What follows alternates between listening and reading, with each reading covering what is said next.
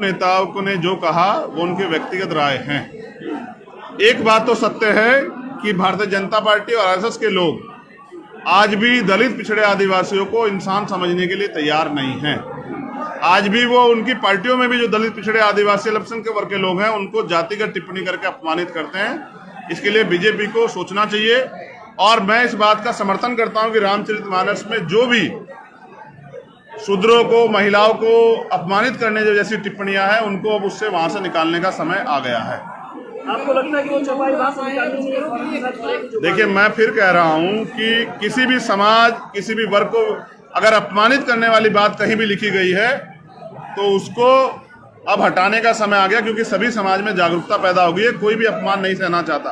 वही मैं ये भी बता देता हूं कि हमारा सबसे बड़ा धर्म ग्रंथ वो भारतीय संविधान है और संविधान के हिसाब से सभी लोगों को सम्मान और अवसर के साथ, स्वाभिमान के साथ जीने का अधिकार है। ये सरकार उसको छीनने काम बंद करे। समर्थन कर रहे हैं, जिस तरीके से कमजोर हो रही है, आप अपने आप को कहां मानते हैं? नहीं, मैं तो इन वर्गों में, दलितों के साथ पिछड़े आदिवासी और अल्पसंख्यक वर्गों में ये चेतना जागरूक करने काम कर रहा हूं कि वो बीजेपी के, आरएसएस के हथकंडों से सावधान होके अपनी वोट का प्रयोग एकजुट होकर करे, जिससे कि इनको सत्ता से बेदखल किया जा सके।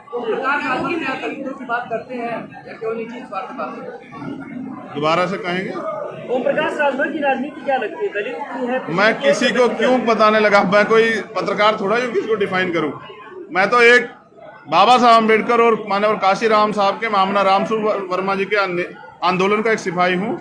उस आंदोलन पे मुझे आप कुछ पूछेंगे तो शायद मैं आपको बता पाऊंगा। प्रकाश राजभर बात करते हैं बाबा साहब के संविधान की, लेकिन भारतीय जनता पार्टी साथ भी रहती है। मेरे आसपास तो नहीं दिखाई दे रहे हैं।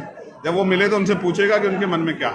अंसारी के नाम पर बड़े लोगों पर कार्रवाइयां हो रही हैं, इन कार्रवाइयों पर क्या कहेंगे? बुलडोजर चल रहे हैं। देखिए, बीजेपी सरकार ने उत्तर प्रदेश में कोई ऐसा काम नहीं किया जिसके दम पे वो लोगों के बीच जाके वोट मांग पाए। अभी नड्डा जी की और वो खुद मुख्यमंत्री उस सभा में थे, आपने देखा लोग नहीं थे। अब उनका एक ही उद्देश्य, किस तरह से हिंदू मुसलमान का वो बना रहे। इसलिए जानबूझ के मुस्लिम लीडर्स को, मुस्लिम जो रोजगार करने वाले जो बिजनेसमैन है उनको टारगेट किया जा रहा है, जिससे कि उनको दिखा के और एक माहौल बनाया जाए। जनता समझ चुकी है, अब जनता सबक सिखाएगी। मुस्लिम नेता भी योगी आदित्यनाथ की प्रशंसा कर रहे हैं, ठीक आमद कर रहे हैं, अच्छे मुख्यमंत्री हैं। समय बड़ा बलवान होता है।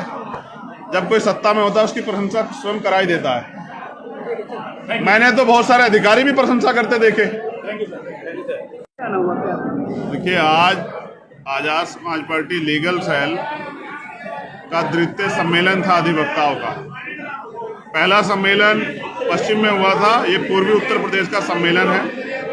आजाद समाज पार्टी काशीराम अधिवक्ता सेल जो धीरे धीरे पूरे उत्तर प्रदेश के सभी जिलों में, सभी तहसीलों तक जिसका निर्माण हम लोग कर रहे हैं, आज उनका सम्मेलन, और पूर्व में जो लोग, पूर्व के जो जिले हैं उनके अधिवक्ताओं का सम्मेलन जो है यहाँ मऊ में प्रस्तावित था, उसी में शामिल होने के लिए मैं आया हूँ। उनकी अधिवक्ताओं की कुछ मांगे हैं, जैसे अधिवक्ताओं को भी पेंशन का लाभ मिलना चाहिए।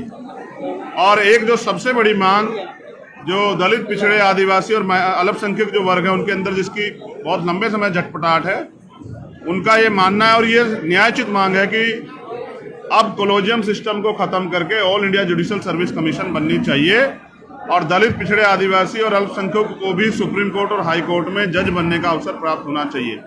जब एक चपरासी से लेके एक आईएएस तक के लिए परीक्षा होती है तो जज बनने के लिए भी परीक्षा होनी चाहिए। ये जो द्वार बंद करके दलित पिछड़े आदिवासी अल्पसंख्यक को रोका गया है, बहुत दिन से इस गुलामी को दलित पिछड़े आदिवासी अल्पसंख्यक सह रहे हैं। अब वो इसको सहना नहीं चाहते। अब वो चाहते हैं कि सुप्रीम कोर्ट, हाई कोर्ट में उनका प्रतिनिधित्व मिले। 2024 बहुत दूर है, अभी 2023 और नगर निकाय, नगर पालिका का चुनाव जल्दी आने वाला है। मुझे उम्मीद है कि जो सुप्रीम कोर्ट ने आदेश दिए थे कि जल्द से जल्द जो है ट्रिपल टेस्ट पास की जो रिपोर्ट वो आ जानी चाहिए, जिसको सरकार ने लापरवाही कारण जो चुनाव पीछे हटा, अब मुझे उम्मीद है कि मार्च के बाद अप्रैल तक वो रिपोर्ट आ जाएगी और नगर निकाय चुनाव होंगे। और नगर निकाय चुनाव आजाद समाज पार्टी गठबंधन दलों के साथ मजबूती से लड़ेगी।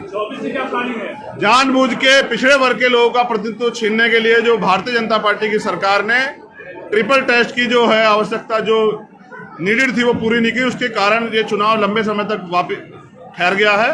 अब उम्मीद है कि माननीय सर्वोच्च न्यायालय के आदेश पे चुनाव जल्द उत्तर प्रदेश में होगा।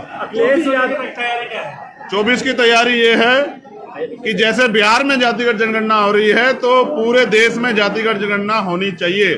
किस जाति कितनी संख्या, किस जाति का कितना प्रतिशत, सुप्रीम कोर्ट, हाई कोर्ट, यूनिवर्सिटियों में चांसलर, जो सेक्रेटरी अंडर सेक्रेटरी हैं, किस जाति के कितने, सीबीआई, ईडी, इनकम टैक्स में दलित पिछड़े आदिवासी को मौका मिला नहीं मिला,